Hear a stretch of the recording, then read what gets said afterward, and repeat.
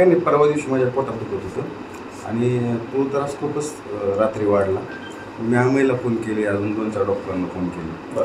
आम्हाचं माझं अगोदर बोलणं झालेलंच होतं की बाबा ते अपेंडिक्स आहे आणि ती करावंच लागणार आहे. जरी टाळाटाळ केली तरी ती 4-5 महिन्याला 6 महिन्याला होणारच आहे, ती रिपीट होणारच आहे, रिपीट दुखणारच आहे.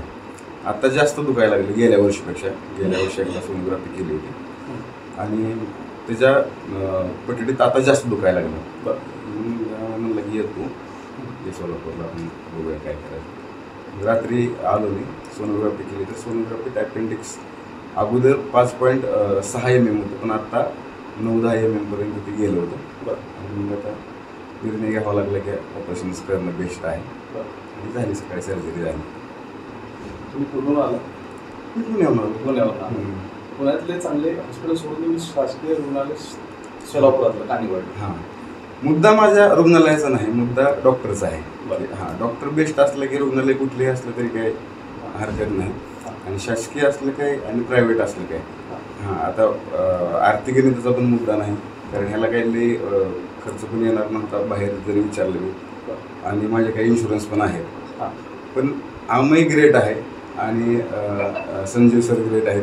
आणि मुळात त्यांचं तीच आहे, म्हणजे जी काही माझी सर्जरी केली त्यांनी दुर्बिणीद्वारे, तर ती त्यांचं स्पेशलायझेशन आहे. आणि आम्ही आम्हाला संजीव सरांना मी गेली 4 वर्ष चांगलं ओळखतोय.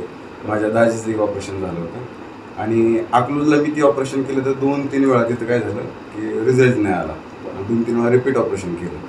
पण आम्ही ज्यावेळेस केलं आणि संजीव सरांनी ज्यावेळेस केलं त्यावेळेस त्यांना रिझल्ट आला आणि तो माणूस आता एकदम ओके. त्यावेळेसपासून याला म्हणजे विश्वासू लोक आहेत. आणि ऑपरेशन व्यतिरिक्त आणि दवाखान्या व्यतिरिक्त आम्ही सारखं भेटत असतो. आम्ही चांगले मित्र आहे आम्ही. आणि त्याच्यामुळं तुम्ही कधी दाखल झाला? आणि रात्री दाखल झालो. किती वाजता? रात्री काहीतरी 11च्या दरम्यान आलो. 11च्या दरम्यान येऊन ॲडमिट झालो. आणि सकाळी तर 7-7:30-8ला मला ओटीत घेतलं. इथं सिव्हिलला आल्यानंतर काय उपचाराबद्दल तुम्हाला काय वाटतं? कसं चालतं, काय उपचार? एकदम बढिया हो. आणि ओटी जी मला दाखवली ना, आता ओटी लेस ग्रेट आहे आणि ती खूप ॲडव्हान्स ओटी आहे. त्यामुळे मला काही प्रॉब्लेम नाही. आता लोकांचं म्हणणं आहे की सिव्हिललाच का बाबा, सरकारी हॉस्पिटलला आहे तर तिथं जरा गैरसोय होऊ शकते. पण आम्हामुळे मी इकडं आलो आणि व्यवस्थित झालं माझं. त्यामुळे काही सोलापूरकरांना काय म्हणतात शासकीय रुग्णालयाबद्दल उपचारासाठी? हां, यायला पाहिजे. ज्याचे त्याचे प्रॉब्लेम वेगळे असू शकतात आणि डॉक्टर महत्त्वाचे आहेत. डॉक्टर जर तसे ग्रेट असतील तर काही विषयच नाही. आणि दोघं आहेत म्हणल्यानंतर विषयच नाही. आणि मी ह्यांना खूप जवळून बघितले की खूप आत्मीयतेनं पेशंटला हँडल करतात. कुठलाही पेशंट असू द्या. आता मध्ये ससूनला पण सर होते. तर ससूनला पण मी ज्यावेळेस गेलो माझ्या बहिणीला आणि दाजीला घेऊन, तर कुठलाही पेशंट असलं तरी ती एकदम आत्मीयतेनं आपला जवळचं कोणतरी व्यक्ती आहे असं ते हँडल करतात. त्याच्यामुळं ग्रेट आहे सगळं. सर, यापूर्वी सुद्धा शस्त्रक्रिया झाली असेल? ससूनमध्ये आपलं सिव्हिलला नव्हती झाली. एक टेस्ट झाली होती फक्त. कोलोनोस्कोपी केली? हां, कोलोनोस्कोपी केली होती. मला IBSचा प्रॉब्लेम आहे पोटाचा, तर त्याची कोलोनोस्कोपी केली होती. बाकी काय नाही. फक्त त्याची ती जरा न्यूज लय झाली आणि ती लय निगेटिव्हिटी पसरली त्या काळात.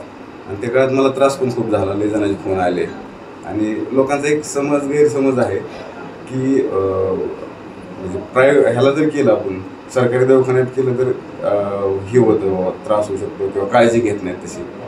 आता ठीक आहे, थोड्याफार गोष्टी असतात त्या तेवढ्या आपल्याला सहन करावं लागतील. कारण आर्थिक गणित पण आहे, तिथे खर्च पण नसतो.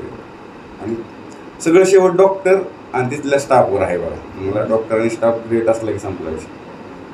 सर, थोडा प्रश्न वेगळा आहे.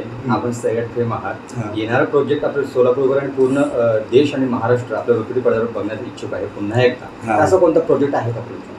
आता ऑक्टोबरमध्ये माझे 3 सिनेमे रिलीज होत आहेत. त्यात राजा राणी नावाचं एक आहे, त्याचबरोबर नाद नावाचं एक आहे आणि कर्मयोगी आबासाहेब एक आहे.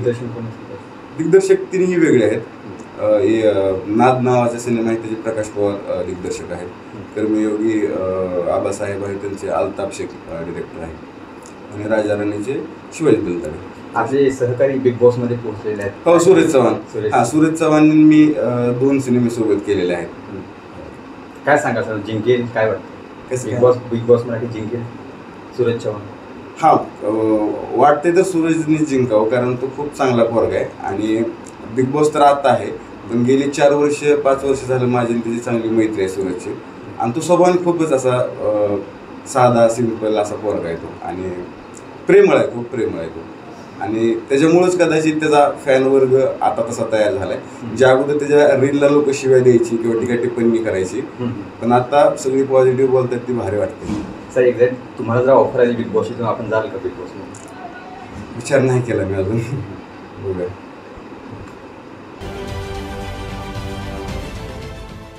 देश विदेशातील प्रत्येक घडामोडींचे लाईव्ह अपडेट मिळवण्यासाठी आता साम टीव्हीच्या सर्व सोशल मीडिया प्लॅटफॉर्मला लाईक, फॉलो आणि सबस्क्राईब करा. तसंच सर्व नोटिफिकेशनसाठी बेल आयकॉन प्रेस करायला विसरू नका.